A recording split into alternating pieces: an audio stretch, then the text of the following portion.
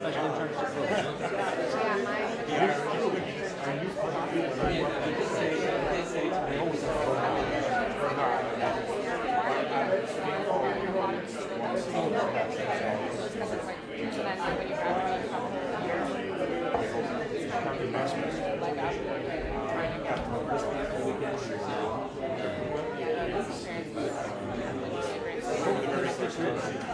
well, yeah, easy after the master. Yeah, exactly.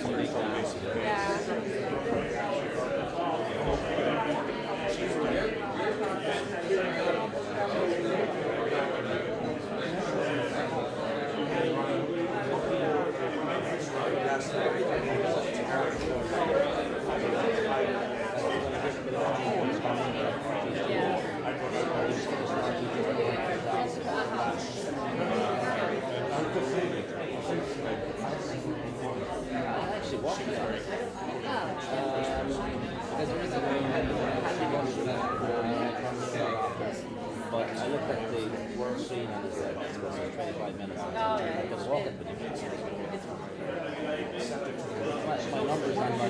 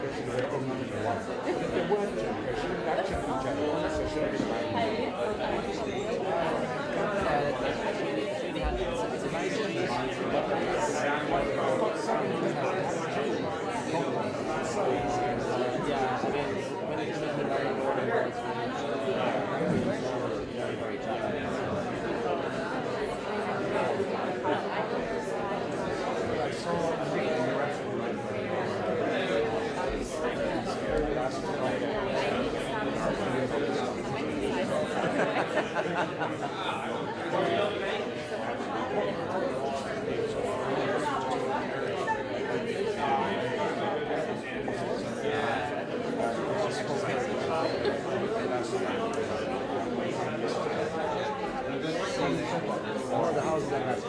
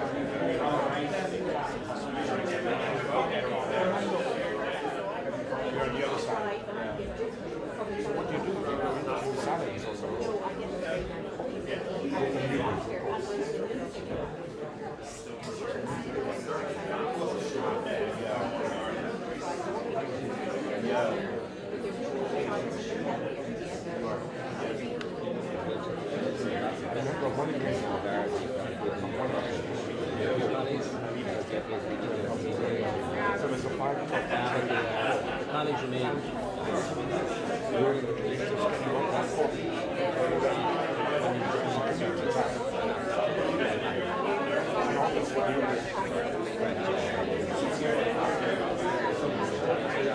is already published. About 1,000 of them.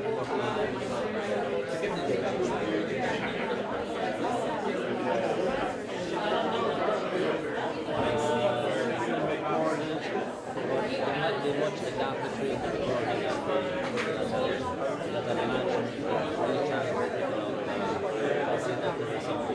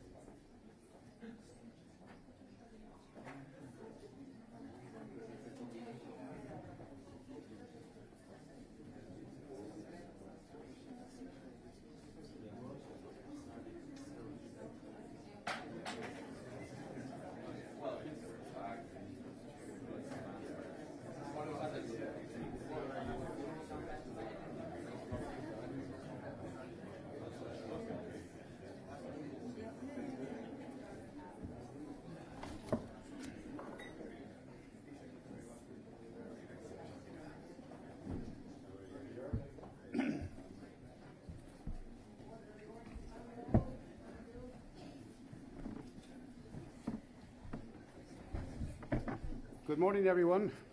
Our apologies for being slightly detained, so we're running a little bit behind time. My name is Rory Quinn. I'm the chairperson of the Institute for International and European Affairs, and this is the second of a 5-series interview presentation by party leaders. Taoiseach, you are here on behalf of the Fine Gael party, and you are more than welcome, and you now have the floor. Thanks, Rory.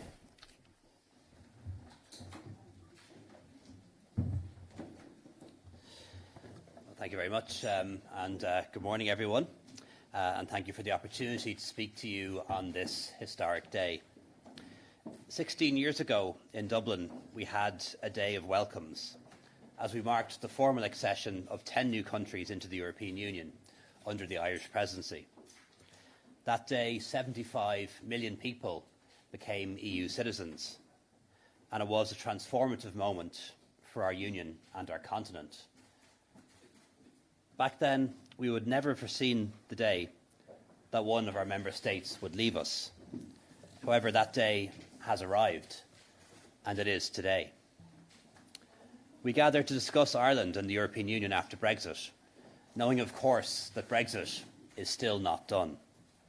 We're now entering a period of transition as the negotiations commence on a new partnership, a new alliance, a new bespoke relationship between the European Union and the United Kingdom.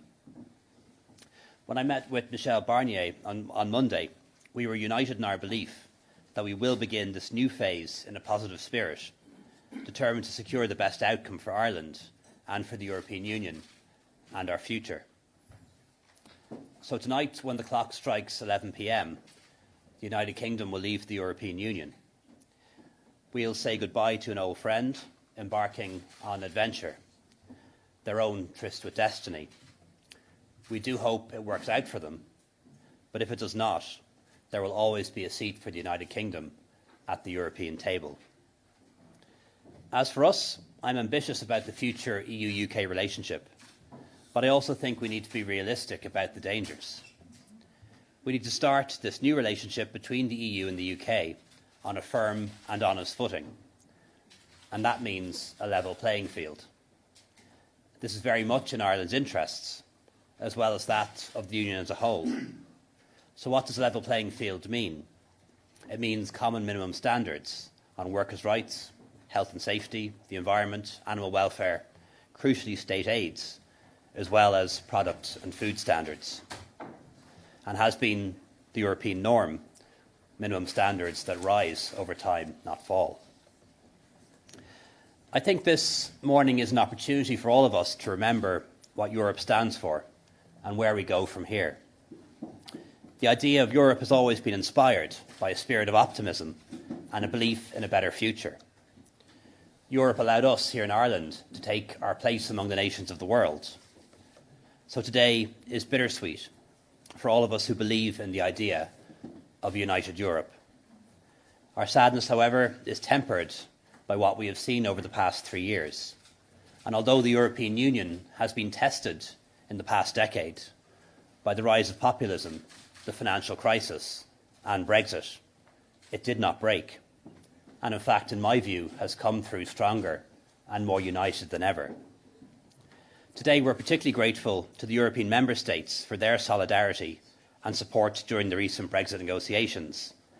And I'm glad to see some EU ambassadors here today, and I hope you'll convey our words of thanks back to your capitals. What we saw over the past 3 years is proof positive that small countries benefit from membership of the European Union. We don't get swallowed up. Rather, we are partners. So this morning is an opportunity to remember what a united Europe stands for as we imagine the Europe of the future.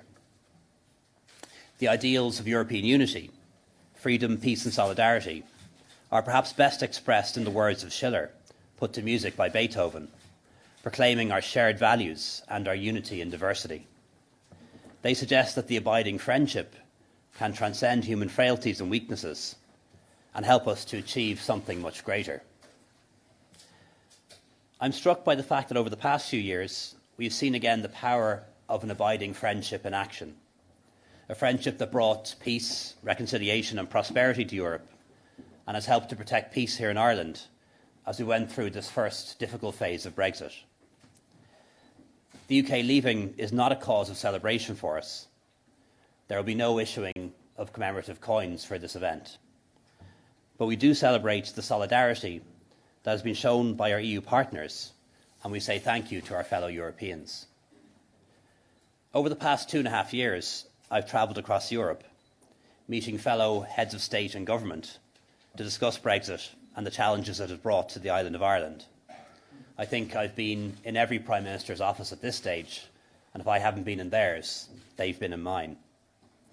And I'll never forget the reaction of the people I met, those who inquired every time we met about the progress of Brexit, what I thought would happen next, and wondered what it would mean for my country.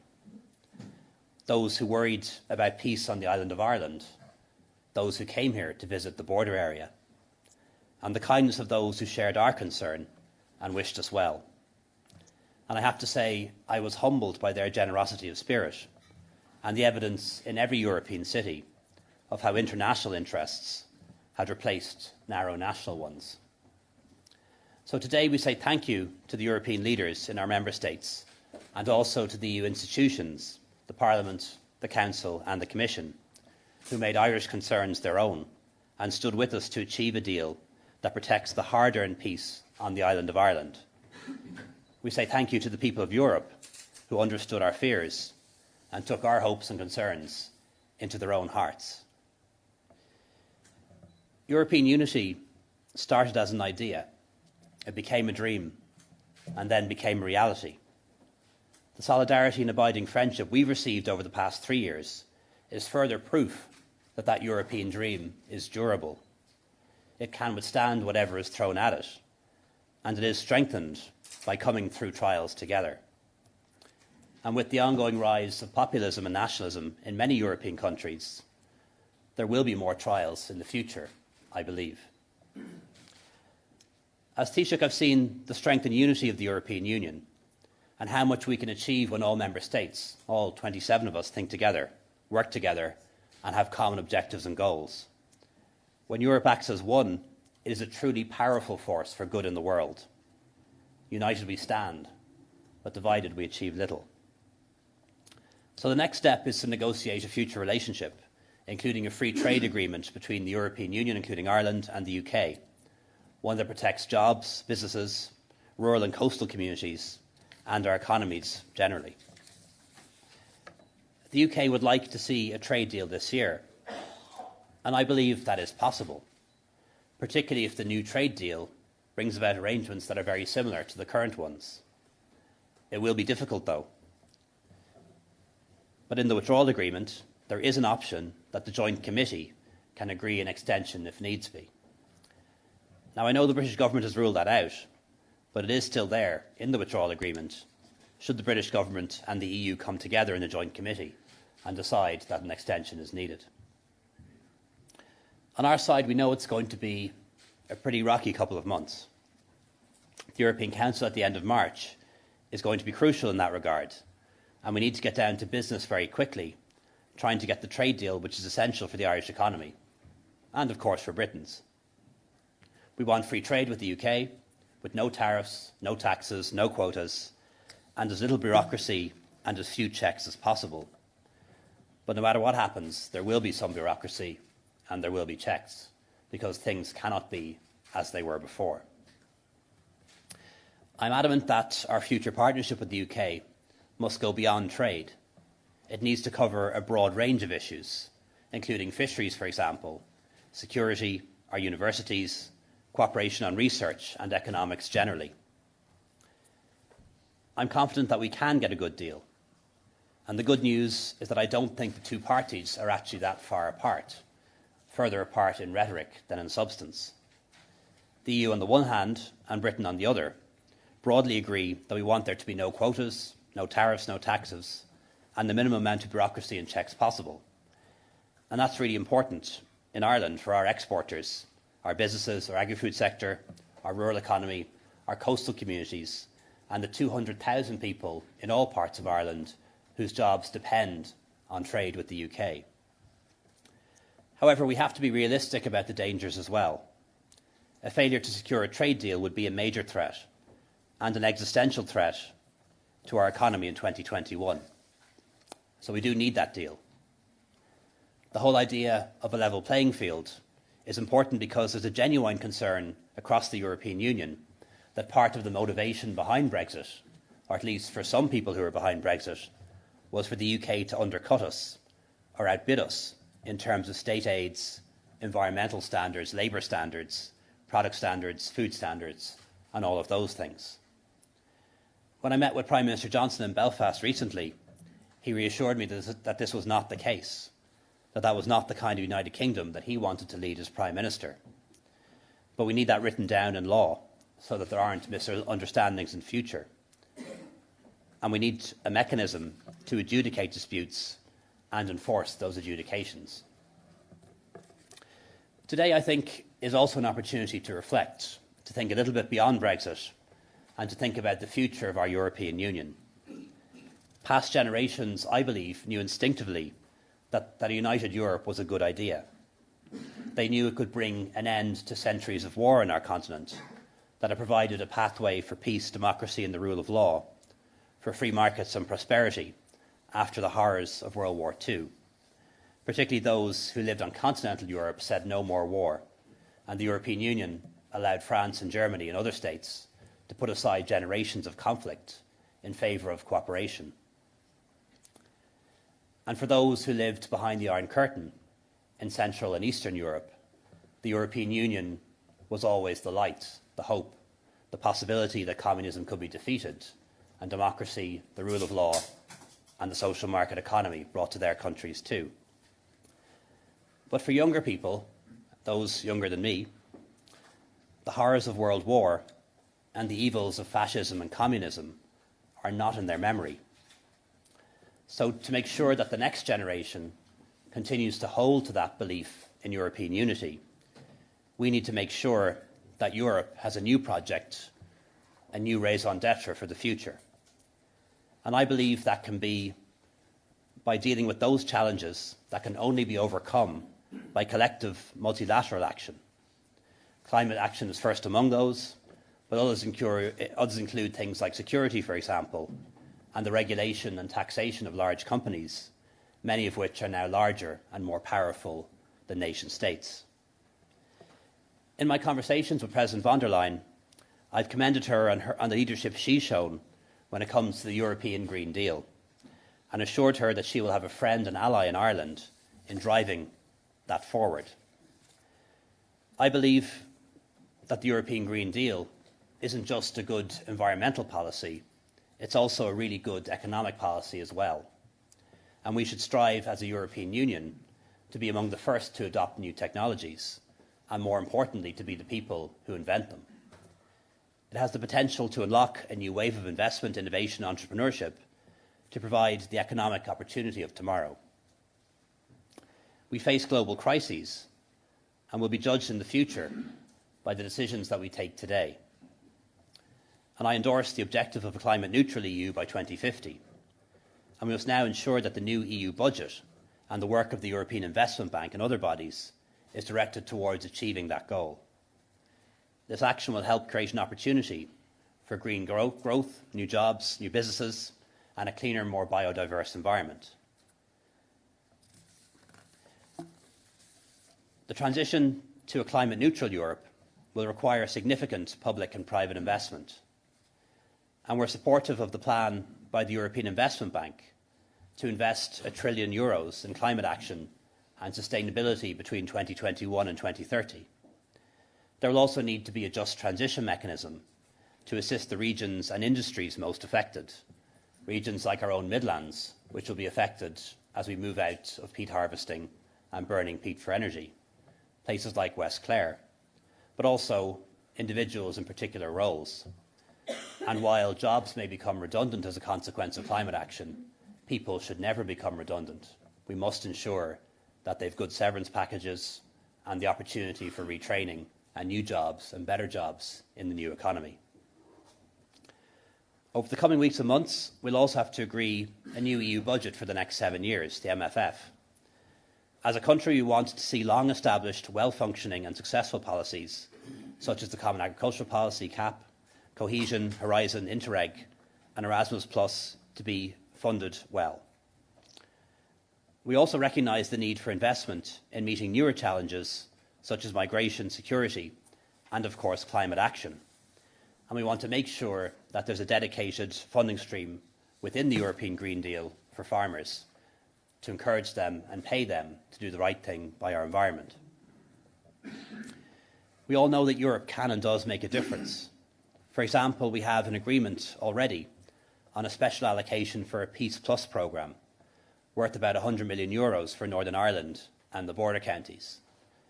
I think we can push that up a little bit higher, and when you add in contributions from the Irish government and the UK government, it could leverage a package of investment for Northern Ireland and our border counties worth as much as €1 billion over 7 years.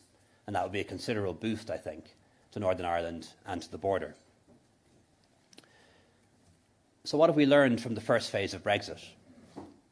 First, I think we've learned a lot about ourselves, about the quality of our diplomats and our officials in Ireland and in embassies and consulates across Europe, the quality of institutions such as this and other bodies, unions, employers groups that studied Brexit and followed it closely, the quality of our media who reported Brexit so well.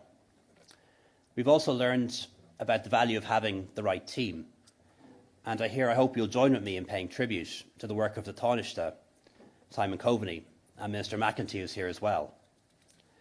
But I think most of all, we've learned a lot about our friends in Europe. As the leader of a small country, I felt enormous solidarity from our European partners. So often we were told that the day would come when the big countries would get together and tell us what's what. It never did. Or that I'd be called into a room on a dark night and be told to sacrifice our tax policies or something else in return for solidarity. Not only did that never happen, it was never even hinted at. Sometimes people in small countries believe that by joining a larger union, they can get swallowed up. I think the past few years have demonstrated again that the European Union is a union of nations, as well as a union of peoples, one in which small states are protected and respected. And being at the heart of the European Union doesn't make us one scintilla less Irish. I do profoundly regret that the UK is leaving, but I absolutely respect their decision to do so. I'm certain that no matter what, both Ireland and the EU more broadly, will continue to have an abiding relationship with our nearest neighbour, the UK, a real partnership in terms of politics, security and the economy into the future. Our objectives as Ireland and Europe for the first phase of Brexit have been met. Citizens' rights are protected for those EU citizens living in the UK and for UK citizens living in the European Union. We have a financial settlement. There'll be no hard border on the island of Ireland. The all-island economy will continue to develop, and North-South cooperation, as envisaged by the Good Friday Agreement, can continue to thrive. We've also secured the integrity of the single market and our place in it. To reach an agreement, both sides showed flexibility, and both sides were prepared to compromise at crucial points in time. We each took a leap of faith and trusted in the other to help us to achieve our aims. And I believe this has to be a good sign for the next phase of negotiations, our future relationship and of things to come. It shows how inspiring the words of the anthem of Europe have become a reality for us in the 21st century. So I look forward with confidence to the future of Ireland and the EU after Brexit. And I do not underestimate the challenges and the risks. But I believe we can meet those challenges and rise to them by working with our European partners. And we can build an ever closer, safer, more prosperous and sustainable future for all of us. Thank you very much.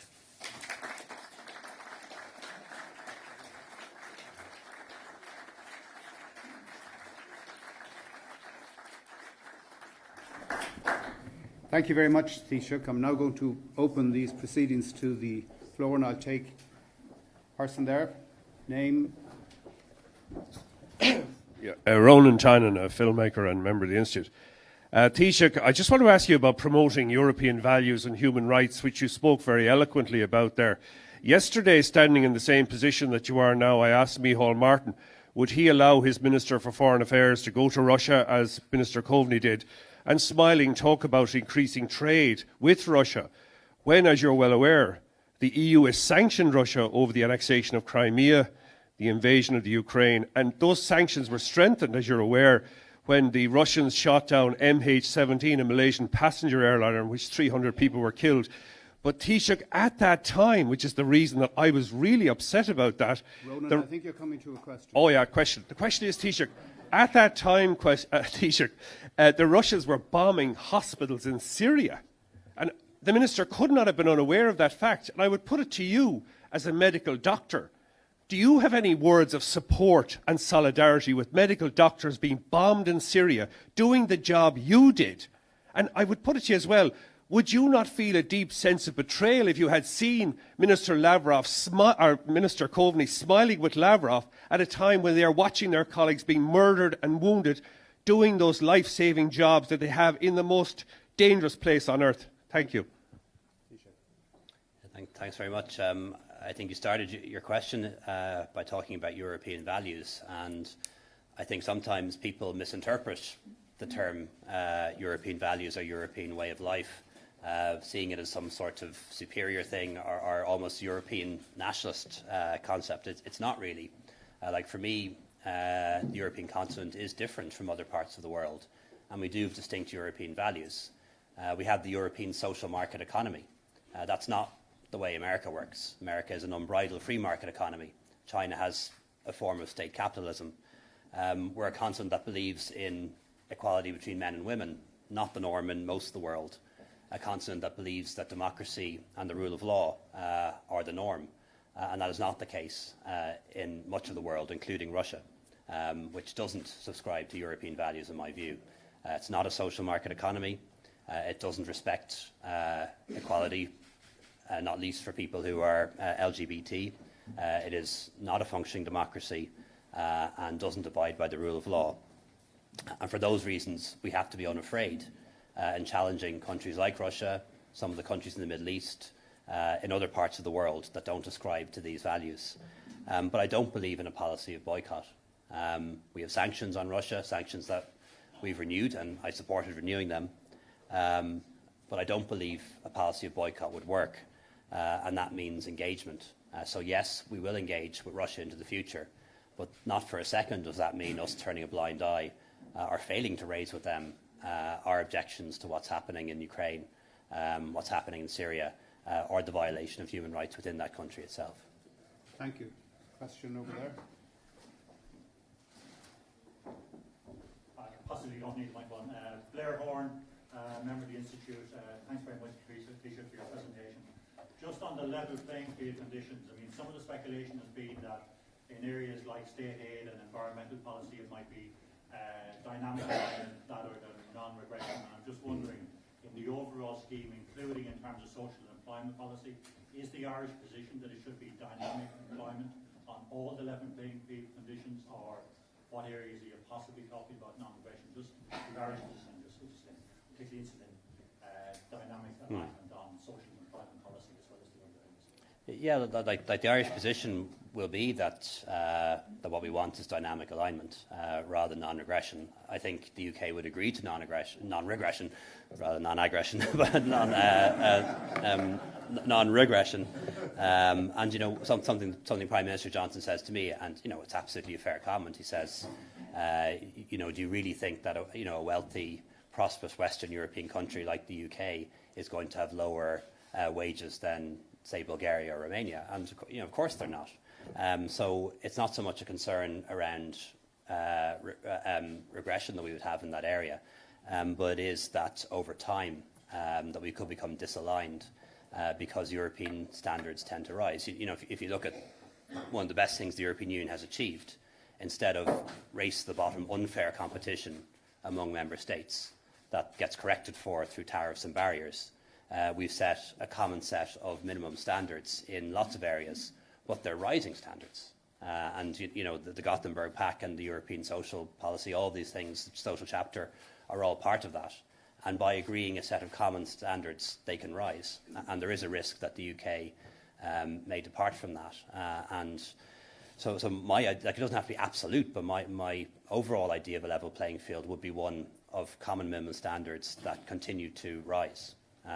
So that is, I suppose, another way of saying dynamic alignment. And we do need to bear in mind that the UK is not Canada. The kind of undercutting and unfair competition that could happen with the UK is quite different. Canada is very far away, and there's a big ocean in between. So I think we need to bear that in mind when it comes to the next set of talks. Yes, the new trade deal might resemble Canada, but Canada's not the UK. The UK is right here on our doorstep, and it's 60 million people, so it is different. Thank you. There's a question down at the back there, I'm told. Thank you, Taoiseach, and thank you today for hosting this very important discussion. My name is Selena Donnelly. I work with Trócaire. We work overseas with communities that are experiencing the worst impacts of the climate crisis that they have contributed the least to. I was very glad to hear you prioritise the need for collective action on our climate and biodiversity crisis.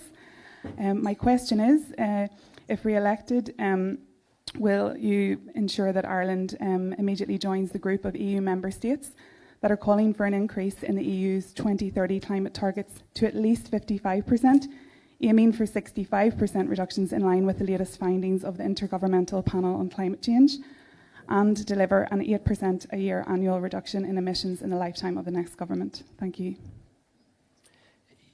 To give you a straight answer, it's not a straight answer. I'm going to give you an answer of yes and no.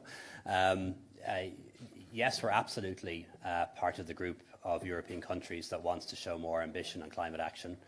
We're among the EU states that have signed up to being carbon neutral or climate neutral by 2050.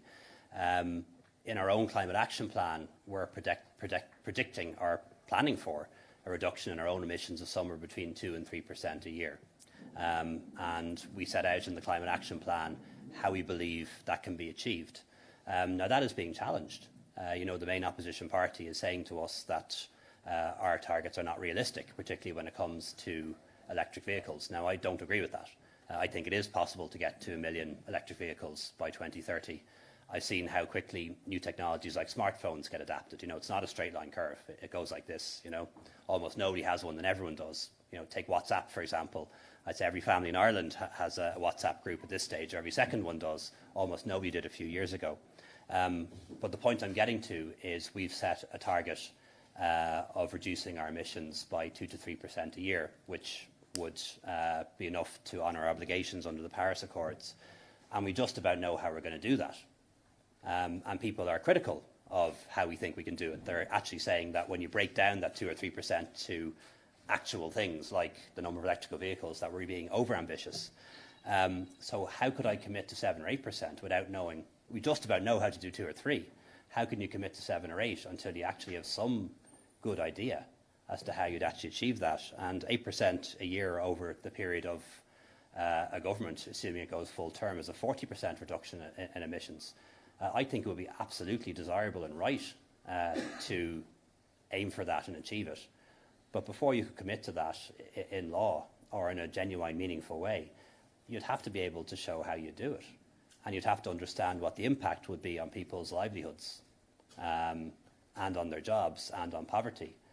And nobody who's asked me so far to sign up to a 7 or 8% target per annum or 40% over 5 years has been able to show me even a 3 or 4 page document that shows how that can be done and what the impact would be on our society. Thank you, Taoiseach. There's a question over there. Thank you, Taoiseach. There's a microphone coming for you there. Thank you. Uno Dwyer, member of the Institute. Yesterday here, Micheál Martin stressed the importance of connecting Europe and its citizens. And some years ago at the IIEA meeting in Brussels, to which you spoke, I also asked you about communicating Europe. What are, in the present atmosphere of populism and difficulties between for example, in particular, the EU and the UK. What are your suggestions for the future on not just communicating Europe at European level and also at national level, but also connecting Europe with its citizens? Thank you. Yeah, I think that's a very good question. I think there is still a perception that the European Union in many ways is remote from citizens and elitist. I don't think that's fair, but that's the way the European Union is often perceived, more so in other countries than in this one. One of the things we have done in Ireland, which I think has been successful, is the citizens' dialogues, which have been led by Minister McEntee. We're now talking at a European level of having a sort of convention, on another convention, if you like, or citizens' assembly, if you like, on the future of Europe, and I think that's a good idea, done on a pan-European basis. It's avoiding another IGC or another convention on the future of Europe in that sense, but not ruling it out, because treaty change may well be necessary at some point in the future, but the purpose wouldn't be treaty change. The purpose would be to engage with citizens across Europe and see what kind of Europe that they want from us. But I do think sometimes small things matter. The kind of things that people really identify with as European citizens, is the fact that with that Burgundy passport, that European citizenship gives you enormous freedom. The freedom to travel anywhere in the EU without needing a visa, the freedom to study anywhere in the EU, the freedom to work anywhere in the EU. And that's an enormous right that I think people become more aware of as UK citizens lose it, and we need to remind them of that. But it's other things as well. Again, just talking to everyday people, it's things like the roaming charges. Probably one of the best things that the European Parliament did and the European Union did was get rid of roaming charges, something really practical. And one of the things, another thing, of course, is programs like Erasmus. I think they say now that there are about 1.1 million Erasmus babies across the European Union. People who met their partner or the father or mother of their child, if not their partner, on Erasmus. So some of those programs are really powerful. And one of the ones, and I know it gets criticised, but I think it's a really powerful one that has been initiated now is the Interrail pass for young people, and giving them that opportunity to travel around Europe when they're 17 or 18 or 19. Those kind of formative years. So I think it's things in that space that we need to do a little bit more of. But if you have suggestions, I'm really open to it, because it's something that we've grappled with for a very long time now. We all celebrated the fact that the turnout in the European elections wasn't awful, but it wasn't great either, across the European Union. And it's disappointing that when the European Union is so important, that there is disengagement. I used to like the idea of a directly elected president of the European Union, but I've become more sceptical about that. But I still like the idea of transnational lists, people actually voting in European elections, not just for their local MEP or their MEP from their region, but also voting for a panel on a transnational list, and that might require us to have a conversation about which European political party you'd support. Be an experiment. But that's not on the cards just yet, but there is some support for it anyway. Taoiseach, what is on the cards is that from tomorrow, the informal but constant relationship that we have had, particularly with our nearest neighbour, Great Britain, because of joint membership of the European Union, will no longer exist. It's clear that Britain itself, and England in particular, is still suffering from this departure in so many different ways. Would you consider it an initiative that should be taken by the Irish side and by you as Taoiseach or your successor to construct a new relationship to fill that gap, so that the way in which we have interacted for the last many, many years, since 1973, that relationship no longer exists? How would you propose to try and fill that gap? You mean between Britain and Ireland? Between Britain and Ireland. Yeah, so something I've given some thought to, and I've spoken to Prime Minister May about it before, and more recently with Prime Minister Johnson. And it is going to be a big change. We joined the European Union together with the UK. They're leaving, we're staying. It was kind of heading that way for a long time in a weird way. I think that the ultimate decision that we made as a country when we voted for the Maastricht Treaty, the decision to join the euro without them, that was pretty fundamental. We went into the euro, they didn't. And I don't think it was I don't think it was as a fundamental decision as we thought at the time, but it's turned out to be a pretty fundamental decision. It's one thing to leave a European Union, it's another thing to leave a currency union. And that decision is made that we're going in one direction, and sadly they're going another. But that really started, I think, with Maastricht, and Brexit is just the next manifestation of that. It is extraordinary how much things have changed in the UK. That at that time there was a serious debate as to whether the UK would join the euro or not. How much things have changed in that country. But it does require us to do two things. At a European level, we're losing a really like-minded country that had similar ideas and views to us on lots of issues: trade, tax, the transatlantic relationship, you name it. And that means building new alliances. And we're doing that very effectively already, particularly with what we call the Nordic-Baltic group, the Nordic countries and the 3 Baltic states, who are small, open trading economies, a bit like ours, also a little bit worried about the UK leaving and what that will mean for the European Union. And that works very, very well on finance ministers level already, and we do it in a slightly looser arrangement at head of government level. And one of the things I've been invited to in October is a meeting of the Nordic-Baltic Council. Hope I'll be in situ to attend, but I think it is significant that Ireland has been invited to attend the Nordic-Baltic meeting. And one of the explanations given to me as to why we were invited by the Prime Minister of Estonia, Jüri Ratas, is hosting it, is you don't have the UK anymore, so we don't want you to be on your own in the room. You might need new friends. So I think that there's a potential alliance for us to build there.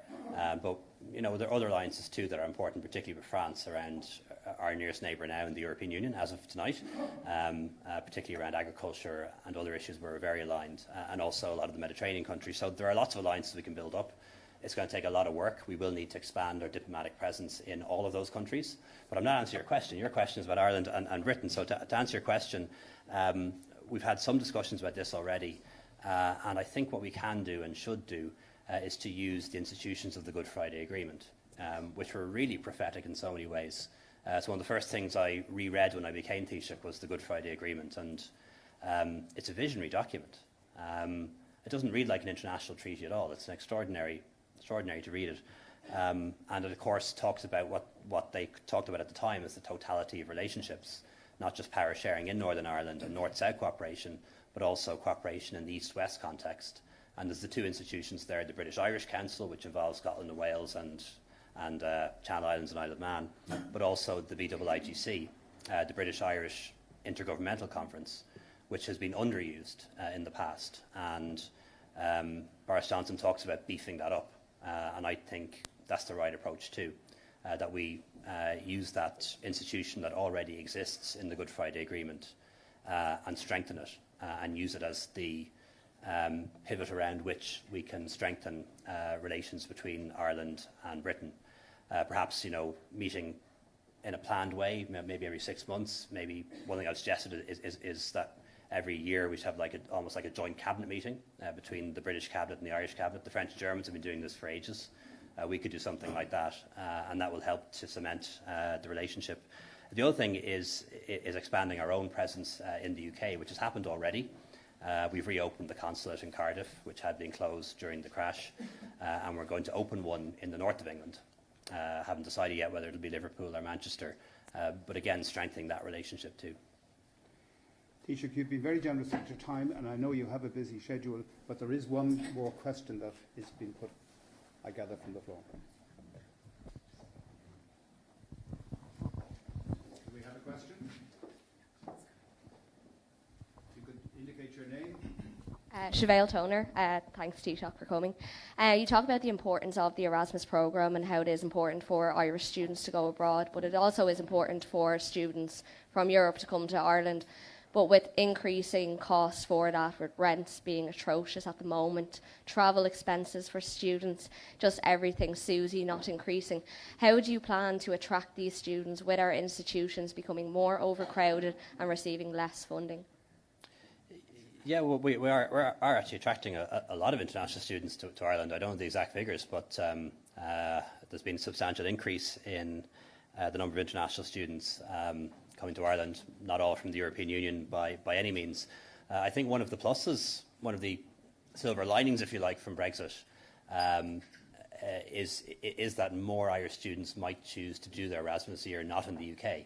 Now, it's possible that the UK will stay in Erasmus, but if it doesn't, we might see more Irish students studying in Spain and France and Italy. I think that would be a plus and would probably help to improve our language competencies as well. And perhaps we'll have more interest from EU students in coming to Irish universities rather than British ones, particularly those who want to perfect their English. Irish universities might become even more attractive than they are now. But the point you make is a very valid one around the cost of being a student here in Ireland, and not just the cost of education, but also the cost of travel and housing, which is impacting on our own citizens as much as it does on students coming here to visit. Actual funding for universities, I think, has gone up by about 25% over the past 3 or 4 years. It hasn't been cut.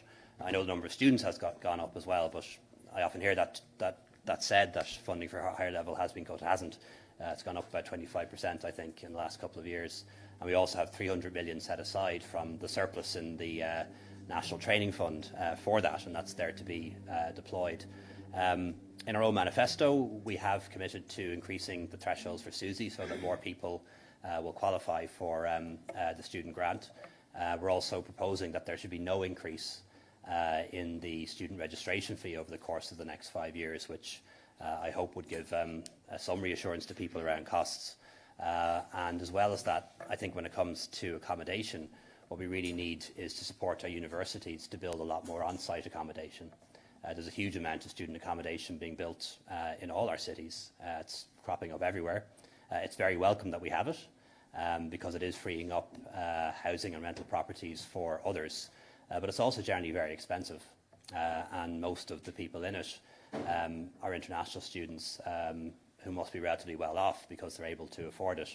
And that's not a criticism of student accommodation or international students by any means, but it's not providing the low-cost rental type accommodation that we should be having, and that should be happening on our campuses. And when I visited campuses all over Ireland, from ITs to universities, they all seem to have plenty of land, or a decent amount of land, with a few exceptions. So I think one of the things that we should do in the next government, having tried out cost rental on publicly owned sites like the Enniskerry Road and going to do it in Emmett Road, one of the obvious places where we could really make a big impact on cost rental is by building accommodation on the campuses of our ITs and universities, thus providing accommodation for students at a lower rent, but then that also affecting the market and requiring the market off campus to respond to that by not increasing rents or having lower rents as well. Taoiseach, thank you very, very much indeed. I'm informed that you will now have other commitments to make, and we wish you all the best. Thank you very much. Thanks, Rory. Thank you.